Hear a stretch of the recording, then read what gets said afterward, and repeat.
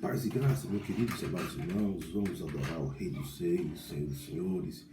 Deus lhe deu um ótimo domingo abençoado, domingo repleto das bênçãos do Senhor. E não se esqueça que só Jesus é o Senhor, amém? Só Ele merece honra, glória, louvor e adoração. E vamos cantar e adorar ao nosso Mestre. É bom bendizer o nome do Senhor, queridos, porque Ele faz grandes coisas, Ele faz e fará. E esse hino é um hino muito bonito que fala sobre a letra da palavra de Deus, né? A palavra de Deus que é o próprio Jesus encarnado, amém? Então vamos adorar o Senhor, feche os seus olhos se você quiser, fale, declare, profira palavras de agradecimento ao Senhor.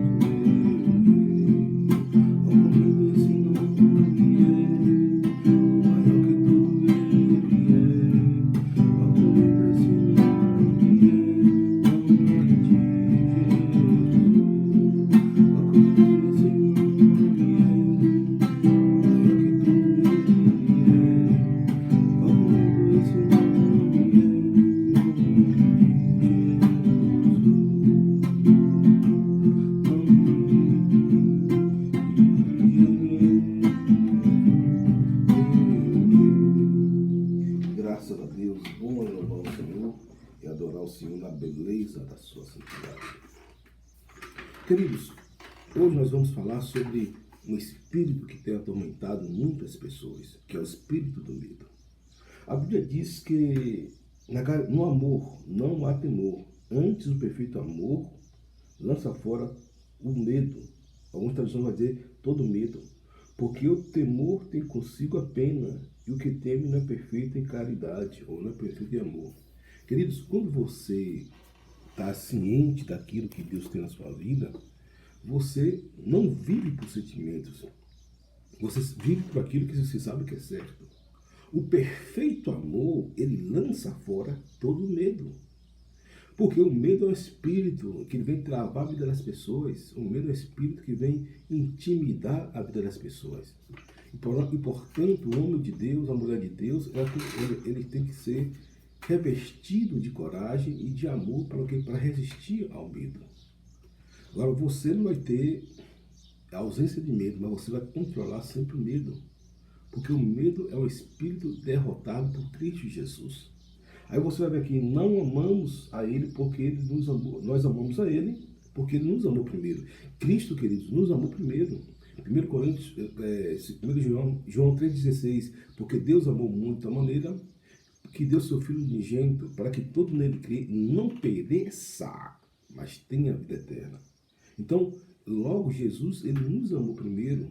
Jesus nos amou primeiro. Interessante que no versículo 16, diz o seguinte: conhecemos o amor nisso, que Ele deu a sua vida por nós, e nós devemos dar a vida para os nossos irmãos. Então, o 1 João é um livro de entrega, porque, queridos, o reino de Deus tem as suas características pertinentes. O reino de Deus tem as suas características adjacentes. O reino de Deus, queridos, ele tem as suas características peculiares. E o reino de Deus não é um reino como o homem, ele quer um homem. O reino de Deus, ele não vem no intelecto, ele vem no espírito. O espírito vem para o coração. Por isso que Jesus falou, desafiando as lógicas. Qual a lógica que nós pregamos aqui ontem? Se alguém bater na sua face esquerda, né, você oferecer a direita. Se alguém mandar caminhar, você mandar você caminhar 1 milha, vai com ele 2 milhas. Se alguém mandar te entregar a capa, entrega ele também a túnica. Se alguém te pedir, não negue. Porque, queridos, são atitudes do reino, né? Soltai-vos, serão soltos. Ou seja, fala de perdão, fala de amor, fala de graça, fala de misericórdia. Porque o sentido do reino, queridos, é você fazer a vontade do rei Jesus, né? Amanhã eu vou trazer uma palavra sobre como Jesus ele veio ao mundo de uma profecia lá em Isaías. Então, Jesus ele foi um plano de Deus antes da fundação do mundo. Antes, até que eu e você ficasse em forma, né, no ventre da nossa mãe, né, no ventre da nossa mãe, Deus já tinha um plano para nossas vidas. Deus já tinha algo maravilhoso para nossas vidas. Deus já queria nos abençoar, Deus já queria nos conduzir, Deus já queria nos instruir, né, e nos dando vitória. Porque eu sempre falo, queridos, que Deus, o pensamento de Deus é o pensamento de bem e não de mal, para nos dar o fim que nós esperamos. O pensamento de Deus é sempre o bem e não o mal, para dar o fim que nós esperamos, né? Ou seja, agradar o desejo do nosso coração. Deus, queridos, ele sabe a necessidade do homem. Deus, ele quer que você seja feliz. Deus quer que você transborde no espírito. Deus quer que você seja uma pessoa fora da média. Deus quer que você seja uma pessoa que venha viver uma vida plena. Agora, claro que você vai ter embates. Porque como eu vi Joyce Meyer falar o seguinte, que o fato de você aceitar Jesus, os seus inimigos não vai ter um tapete vermelho. Mas ai daqueles que fazem isso. E eu quero que em toda a sua vida você sempre vai ter vitória. Se você anda perfeitamente nos caminhos do Senhor, se você anda perfeitamente na obra do Senhor, fazendo aquilo que Deus manda você fazer, com certeza que você vai ter vitória. Porque o cristão, ele nasceu para vencer. E por isso o cristão ele precisa usar suas armas, ele precisa repreender, ele precisa declarar, ele precisa se posicionar no espírito para poder vencer o mal, para poder vencer a Satanás e seus Ezecras e seus companheiros, né? Porque eu já falei aqui que nossa luta não é contra a carne e contra o sangue, querido. Você não pode brigar contra a carne e contra o sangue, mas sim contra os principados e potestades que estão nas regiões celestiais. E as armas das nossas milícias não são carnais, e sim poderosas em Deus. Queridos, às vezes eu vejo pessoas que elas querem brigar no braço da carne com seus algozes, com pessoas que são agentes, né? Tem pessoas que, infelizmente, queridos, são agentes do inferno, são filhos das trevas, são filhos de Belial, como Nabal. Você vê um homem tolo, você vê uma pessoa tola, ela é agente das trevas, ela é agente do inferno. E aqui é o seguinte, você pode ter o temperamento que você quiser ter, queridos, é uma coisa normal. Eu já vi aqui vários estudos, né? Deus me concedeu essa bênção de estudar a palavra de Deus e ler livros também.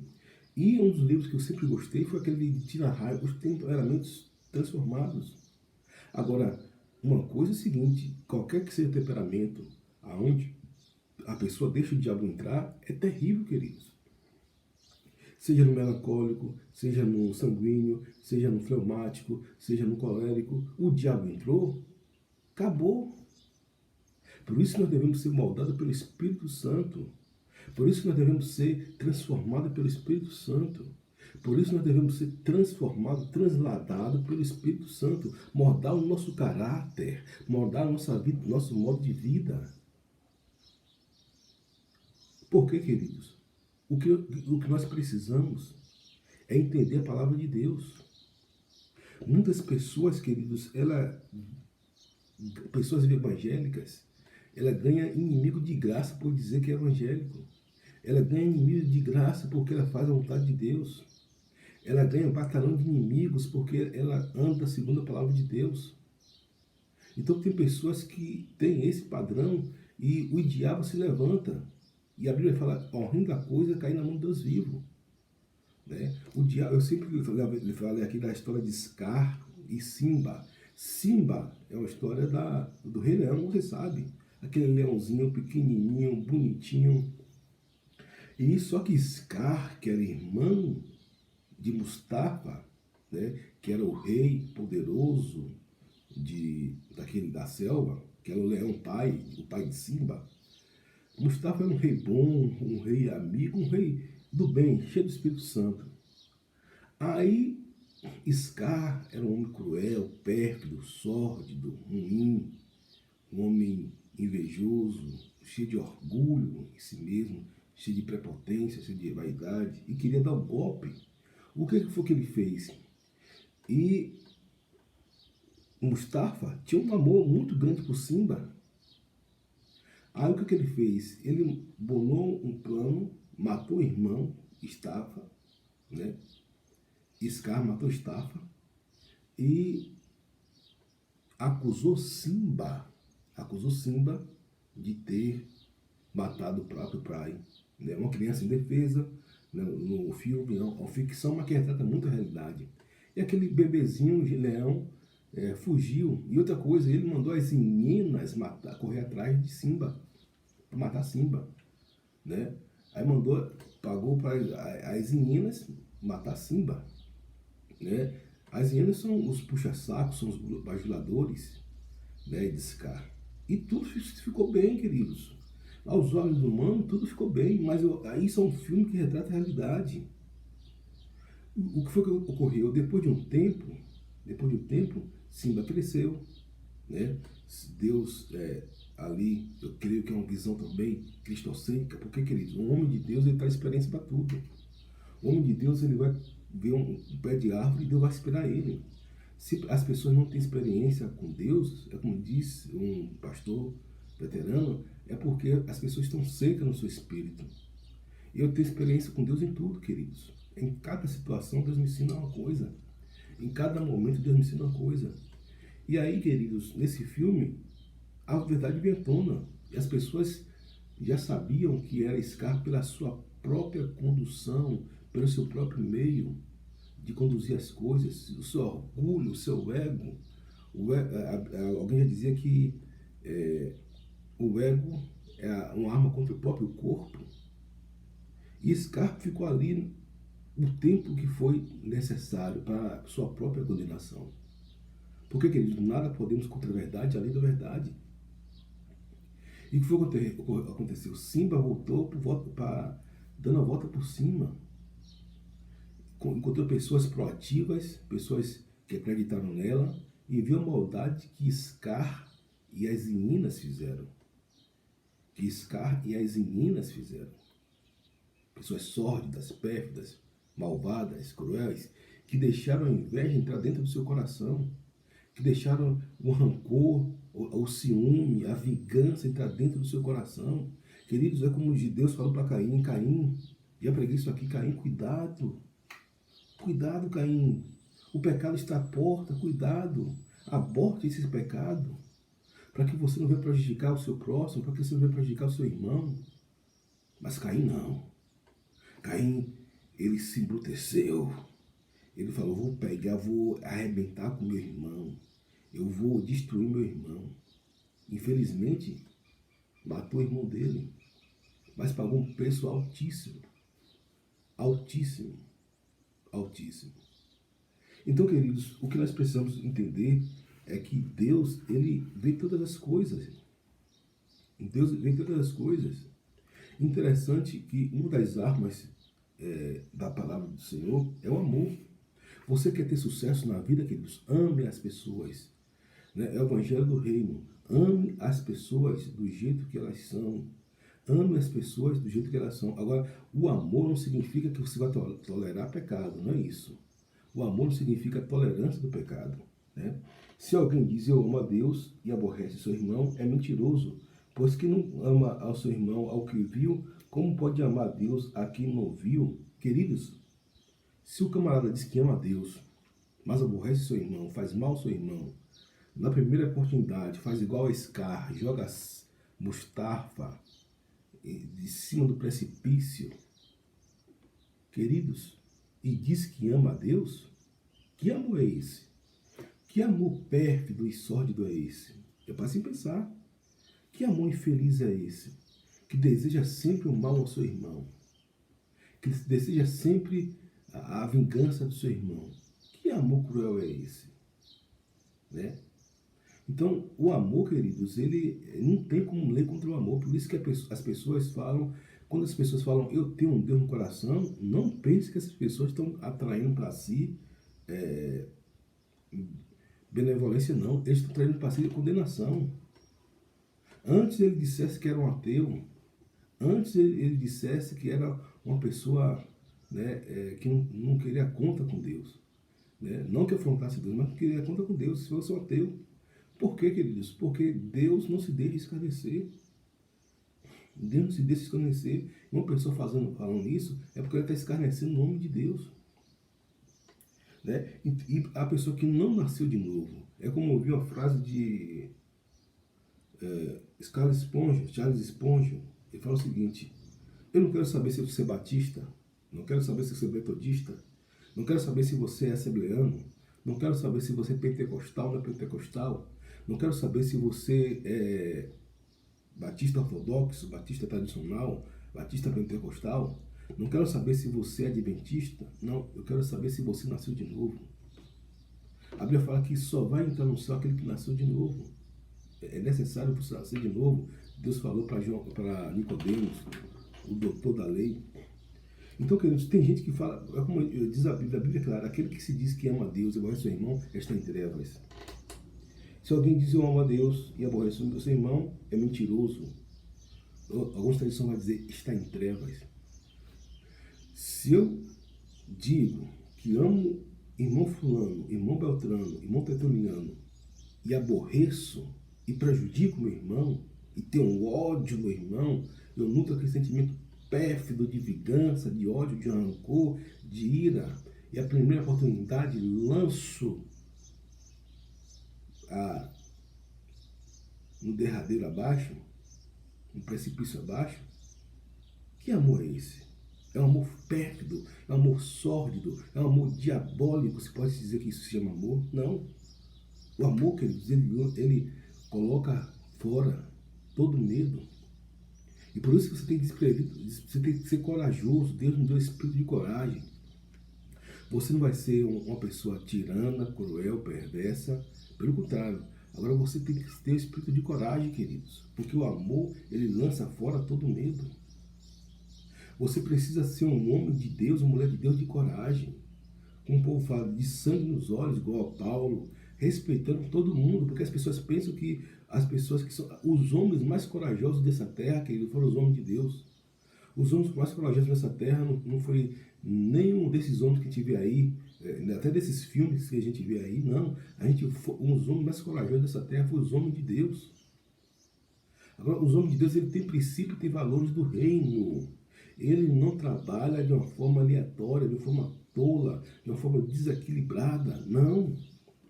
O homem de Deus, ele tem um princípio do reino, ele faz as coisas como o reino de Deus é. Né? E a Bíblia diz aqui, e dele temos este mandamento, 1 João 4, 21, e dele temos esse mandamento, que quem ama a Deus, ame também a seu irmão. Quem ama a Deus, ame também a seu irmão. Queridos, o bem que você faz é o bem que você faz a si mesmo. O bem que você faz ao próximo é o bem que você faz a si mesmo. O bem que você faz a si mesmo é o bem que você faz ao seu próximo.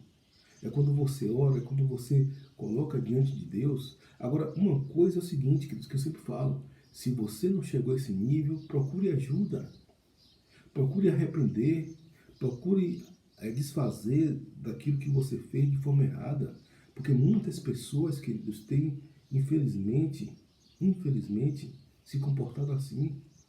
Ela pronta, e depois com a cara lavada, não sabe nem como começar, nem como fazer e arrumar as bagunças. Arrume essa bagunça, conserte o seu erro.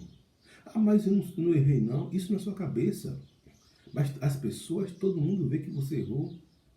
Talvez a forma que você fez, o momento que você fez uma coisa para uma pessoa, talvez a época que você fez, que você ouviu, queridos, não se deixe influenciar por ninguém. Faça aquilo que é certo, não aquilo que está certo.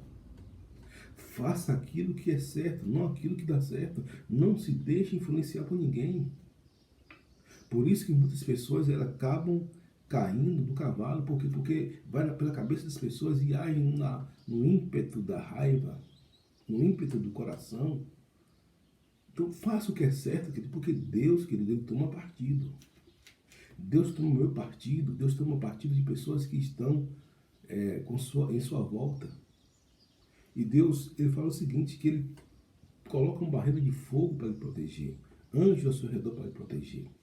Agora é necessário que você venha arrumar sua bagunça. A primeira coisa que eu falo, não comece uma coisa a dente de cachorro, não comece uma coisa, como falo, a dente de cachorro, com um ditado, de forma bem banal, vil, tola. Você fez algo a alguém, repare esse erro. Tenha dignidade, tenha a benevolência de reparar esse erro. Estude as questões das pessoas, para que isso não venha a ser um peso de condenação na sua vida. E quanto mais você se endurecer, mais pior para você. Queridos, já vi aqui pessoas que, por um ato que fez errado, travou a vida dela toda até o final da sua vida. Travou, e quando Deus trava mesmo. Se alguém fizer algo errado contra uma outra pessoa e não reparar aquele erro, a sua vida trava, queridos. Pode ter certeza. Pode ter certeza, se alguém aborreceu o seu irmão por aquilo que o irmão fez, prejudicando o seu irmão, a sua vida vai travar. Primeiro que a pessoa vai estar com ódio no coração, rancor, vingança, ira, né? Vai procurar fazer o mal àquela pessoa sempre e vai estar presa. Por isso que a Bíblia fala, soltai-vos e soltar-vos ão. Porque a pessoa está ficando presa nas trevas, a pessoa fica na jurisdição do diabo. E as pessoas começam a fazer atos de loucura, em vez de chegar, queridos, e resolver o problema. Às vezes um perdão, às vezes escrever uma carta de perdão, às vezes só me dizer um perdoe por tudo aquilo que eu fiz para você. Às vezes é você se comportar dessa maneira. Quantas vezes, queridos, no ano passado mesmo, eu tive que fazer um ato desse. Eu vi que as pessoas, uma pessoa, ela estava incomodada comigo. Eu falei o seguinte: eu vou pedir perdão a essa pessoa. Eu sei lá o que eu fiz com essa pessoa, eu vou pedir perdão com essa pessoa. Então, o primeiro a oferecer o perdão é o mais forte. O primeiro a se quebrantar é o mais forte. E por isso que nós devemos ter essa consciência de homem de Deus, de mulher de Deus. Porque o tolo não, o tolo ele fica na sua ira. Você já viu um irado, um homem iracundo? É por isso que o apóstolo Paulo fala: ao homem iracundo, depois de uma ou outra demonstração, evita. Porque o produto dele é a raiva, o produto dele é a ira, o produto dele é a vingança, o rancor, é o ressentimento. Uma pessoa dessa está cheia, infelizmente, cheia de demônio. Uma pessoa dessa está possuída por demônios. Infelizmente, essa que é a verdade, porque é isso que a Bíblia fala. Aquele que não ama o seu irmão está em trevas. O amor, queridos, é decisão. O amor é você escolher o bem em vez do mal. O amor é você escolher fazer o bem em vez do mal. É como aconteceu ali com Zaqueu. Zaqueu falou: se eu tenho roubado o meu próximo, vou restituir 4 vezes mais. Bartimeu largou a capa e seguia Jesus estrada fora. E Bartimeu largou a capa e seguia Jesus estrada fora. Então, o amor é um sentimento, não é um sentimento, é uma decisão provocada pelo Espírito Santo. Você decidir fazer o bem. Ah, pastor, mas o cara me fez o mal, mas vou decidir fazer o bem para ele. Né? Mas tem pessoas não. Pessoas que ficam naquele ciclo vicioso.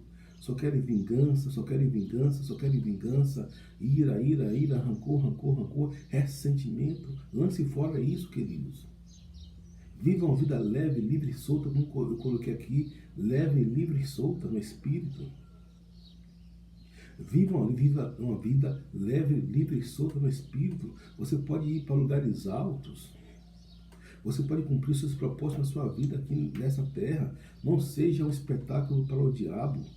Seja um espetáculo para Deus. Deus quer que você brilhe. Deus quer que você ilumine as pessoas. Que você trabalhe no reino, no corpo de Cristo. Perdoe aquelas pessoas que te feriram, queridos. Perdoe aquelas pessoas que te ofenderam.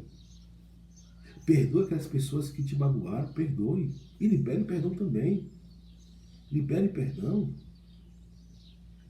Porque, queridos, só assim você vai ser reconhecido como filho de Deus. É inadmissível uma pessoa que se diz cristão com tais comportamentos. Porque, queridos, não precisa você saber, você analisar as pessoas. Não precisa ser psicólogo, psiquiatra, psicanalista, nem estudar teologia, nem filosofia, nada disso, para você entender o comportamento da pessoa, da sociologia. Alguém que é magoado, queridos, vai magoar outras pessoas, como diz o livro de Friedrich Nietzsche, assim diz Zaratustra, né? Ou seja, você não se tornar o monstro que te feriu, você não se tornar o algoz que se feriu, você não se tornar a pessoa pérfida, sórdida, rancorosa, a pessoa infame que te feriu. Não, queridos, não pode ser assim. Você tem que oferecer o melhor. Se te feriu, produza pérolas. Se te feriu, produza fruto de excelência. Se te feriu, produza graça, amor. Se te feriu, queridos, produza poder do Espírito, perdão. Se te feriu, ofereça a sensação de ser melhor do que aquela pessoa. Não se torna aquela pessoa que o feriu. Muitas das vezes a pessoa te caluniou, a pessoa te, como se diz, cometeu injúria, calúnia, difamação contra você. Cale-se. Cale-se, não dê um pio, cale-se. Ah, pastor, mas eu preciso falar porque o infeliz fez isso e aquilo, aquilo outro. Calma. Calma. Calma. Queridos, tem 2 coisas que é imprescindível para isso. 2 coisas que é imprescindível. Você andando em Deus é imprescindível, não tem como dar errado. Não tem como dar errado. Uma pessoa, você foi produto de uma injustiça de alguém. Você foi produto da ira de alguém, da vingança de alguém, da injustiça de alguém. É duas coisas que você precisa ter. É duas coisas. Em primeiro lugar, silêncio absoluto. Silêncio. Em Êxodo 14, quando o faraó estava perseguindo Israel, e o faraó começou a perseguir Israel de tal forma, Deus falou para Moisés o seguinte: calai-vos e pelejarei por vós. Calai-vos e eu pelejarei por vós. Calma. Tenha calma. Então, calai-vos e eu pelejarei por vós. E Deus pelejou por Moisés, por Israel. Porque Faraó, queridos, representa pessoas que não querem ver o crescimento. Faraó representa pessoas que têm inveja em cima de você. Já foi para você. Para você ter inimigos, só basta você andar certo. Só basta você ser aquilo que Deus quer que você seja. Só basta você ser um homem de Deus. Isso já é bastante para você atrair a voracidade dos inimigos. Isso já é bastante. Outra coisa, queridos, Deus falou para o povo de Israel, né? 2 Crônicas 20:17. Nessa luta não tereis que lutar. Tome suas posições e fique firme. Queridos, a única coisa que você precisa fazer é ficar firme. Tome sua posição. Fique na posição de homem de Deus, orando, buscando a Deus, fazendo exatamente aquilo que você sabe que é certo. Ah, pastor, mas o mundo está caindo. Fica no lugar que é seu. Queridos, e Deus vai colocar uma muralha de fogo e anjos ao seu redor. E você vai procurar aqueles que te perseguiam, aqueles que te humilhavam, e você não vai encontrar. O que eles estão fazendo é apenas acelerando a derrota deles. Então, queridos, você precisa ser acima da média. Você precisa ser um homem de Deus e aquietar, se dar direito ao silêncio. Silêncio, queridos. Você vai calai-vos. E outra coisa, aquietai-vos e saber que eu sou Deus. Aquiete o seu coração. Fique firme no seu coração. Mas aquiete, faça aquilo que é certo, mas fique parados, quietos. Apenas o quê? No louvor da oração ao Senhor. Bendizendo o nome do Senhor. Fazendo aquilo que é certo. Participando de campanhas, de reuniões proativas, de projetos lindos, proativos, de projetos de edificação da sua alma. Quantas pessoas boas tem aí, queridos? Quantos homens de Deus tem aí aos milhares? Como Deus falou para Elias, tem 7.000 que não se dobraram a Baal. Tem 7.000 que não se dobraram a Baal. Quantos homens de Deus tem aí, meus queridos, que tem feito um papel impressionante? Você tem muito mais a ganhar ouvindo essas pessoas do que se lamuriando. Você tem muito mais a ganhar ouvindo essas pessoas do que com comiseração, com lamúria, com autopiedade, com ressentimento. Aquietai-vos e saber que eu sou Deus. Aquiete o silêncio, se dê o direito ao silêncio para que Deus venha falar no seu coração. Se dê direito ao silêncio para que Deus venha falar na sua alma. E você vai ver, queridos, quando você é batata, não tem, queridos, muitas coisas.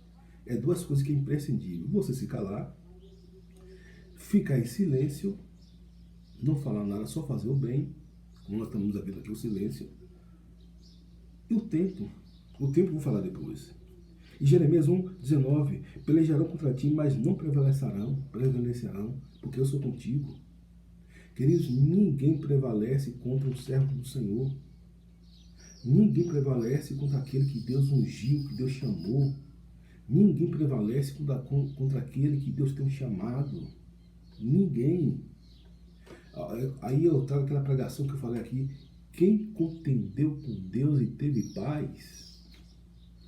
Quem contendeu com Deus e teve paz, queridos? Quem foi aí? Me diga um que teve paz, contendeu com Deus, bateu percha com Deus, disse liberdade a Deus e teve paz. na sua consciência, na sua razão? Ninguém, queridos, ninguém. Então, queridos, e a outra questão é o tempo. Dê tempo ao tempo. Dê tempo ao tempo. Eclesiastes 11 diz que há tempo para tudo. Há tempo para todo propósito debaixo do céu. Eclesiastes 11. Há tempo para todo propósito debaixo do céu. Há tempo de você apanhar, há tempo de você bater, há tempo de você da pessoa nascer, há tempo da pessoa morrer, há tempo de a pessoa ficar na provação, há tempo da pessoa ir para a colheita, há tempo da pessoa ser envergonhado, há tempo da pessoa ser exaltado, há tempo da pessoa ser promovido, há tempo de a pessoa ser até mesmo abençoado por Deus, né? Então, queridos, dê tempo ao tempo, né? Eclesiastes, capítulo 11, não estava aqui no script, mas eu gosto de trazer, como Deus me traz assim a memória, eu gosto de trazer para o quê? Para vocês ficarem cientes daquilo, né? Tudo tem um tempo determinado, há tempo para todo propósito debaixo do céu. Há tempo de nascer e tempo de morrer, tempo de plantar e tempo de arrancar o que plantou, tempo de matar e tempo de curar, tempo de derribar e tempo de edificar, tempo de chorar e tempo de rir, tempo de plantear e tempo de soltar, tempo de espalhar pedras e tempo de ajuntar pedras, tempo de abraçar e tempo de afastar-se de abraçar, tempo de buscar e tempo de perder, tempo de guardar e tempo de deitar fora, tempo de rasgar e tempo de coser, tempo de estar calado e tempo de falar, tempo de amar e tempo de aborrecer, tempo de guerra e tempo de paz. Que vantagem tem o trabalhador naquilo em que trabalha? Ou seja, há tempo para todo propósito debaixo do céu. Né? Uma coisa que me chama a atenção aqui é tempo de amar. Né? Agora, o tempo de aborrecer é o tempo que você, queridos, precisa voltar para si mesmo. Você precisa fazer uma auto-reflexão. É por isso que as pessoas pensam que pastores, coaches, padres são espirituais. Não, não é isso, queridos. A questão que é um princípio da alma humana você voltar para si mesmo. Hoje em dia, eu estava conversando até com minha esposa, que as pessoas, pelas redes sociais, né, pelo conhecimento, as pessoas ganham muito dinheiro, mas as pessoas são mais infelizes nessa época que nós estamos vivendo. São pessoas que são muito infelizes, são pessoas que, infelizmente, os casamentos estão acabando com 2, 3 anos, e casamentos, queridos, que são uma bênção, que Deus fez para ser uma bênção. Não são casamentos que são frutos, produtos, na maioria deles, de traição, inveja, né? São pessoas boas, pessoas de família, que se uniram, mas por causa do orgulho, as pessoas deixaram de se amar, as pessoas deixaram de conviver uma com a outra, as pessoas deixaram de se amar pelo propósito de viver unidas, mas pelo orgulho, porque essa sociedade que ele está deformando as pessoas. Essa sociedade está deformando os filhos, deformando os pais, deformando até mesmo alguma parte da igreja, deformando os valores, os princípios. Agora, claro que tem 7.000 que adoraram a Baal. Eu não vou cometer o mesmo erro de Elias, não. Tem muita gente boa aí, querido. Muita gente boa aí de gosto. Pessoas com princípios, valores. E aqui não estou falando de religiosidade. Não estou falando de você ser uma pessoa caxias, uma pessoa farisaica, uma pessoa com espírito. Eu estou longe disso, queridos. Eu tenho 14 anos de pastorado e nasci no lar evangélico e tive uma experiência profunda com Deus, na minha intimidade, no meu relacionamento com Deus. Não estou falando de religiosidade. Até porque li vários livros. Você vê aqui na nossa sala, tem muitos livros, são um pouco deles, alguns eles representam muitos daquilo que nós lemos. E quando falo lemos livros, é porque você somente se abre. Claro que a Bíblia é o principal, mas a gente também cresce lendo livros. Então, queridos, não estou falando aqui você ser arcaico, você ser, até porque eu não sou, você ser um cara bitolado, um cara retroativo, não. É você ser uma pessoa contemporânea, mas com a palavra de Deus. Quanta gente que é contemporânea sem perder a essência da palavra de Deus.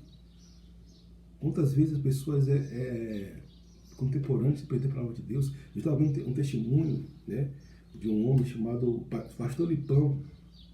E eu tinha aquele certo receio daquele homem, né, um pastor jovem, deve ter seus 22, 23, 25 anos. Homem de Deus, homem de Deus. Mas ele tem algumas tatuagens, tal, alguma coisa assim. E quando foi ver aquela vida do homem, meu querido, o homem é espetacular. Eu falei, meu Deus, que jovem espetacular. Por quê? Porque Deus não olha a aparência, Deus olha o interior. E um cara de uma igreja tradicionalíssima, que é a presbiteriana, que acho que é mais conservadora do que os próprios batistas, mas um cara, queridos, que com tatuagem, em alguns lugares do corpo, né, bem moderno, né, mas não perdeu a essência de um milímetro. Você via um homem exalando amor, você vê um homem exalando amor, você percebe o fruto pela vida desse homem. E eu acompanhei ele em umas 3 lives, porque nesse período de pandemia, queridos, aproveite para ver várias lives de mestres, de homens que você gosta, de Deus, homens e mulheres de Deus que você gosta, porque esse período vai passar. Então eu estou numa imersão, estou mergulhando nesse conhecimento. E quando eu vi esse conhecimento do pastor Lipão, eu fiquei encantado no bom sentido, né? Falei, meu Deus, que homem fora da caixa, né? E sendo ali entrevistado por um grande arauto da fé, que é Jeremias Pereira, um da velha geração, né, da geração mais antiga, e um que está chegando agora. Esse homem, queridos, com um legado impressionante, uma visão do reino extraordinária. Então, a questão não é você ser moderno, a questão é você deixar os valores, essa doutrina de fora, os princípios bíblicos de fora. Queridos, eu não me conformo quando eu vejo cristão seguindo Anitta. Não me conformo, vejo cristãos seguindo Tammy Gretchen, seguindo Pablo Vittar, seguindo essa turma aí, queridos, pelo amor de Deus, Felipe Neto.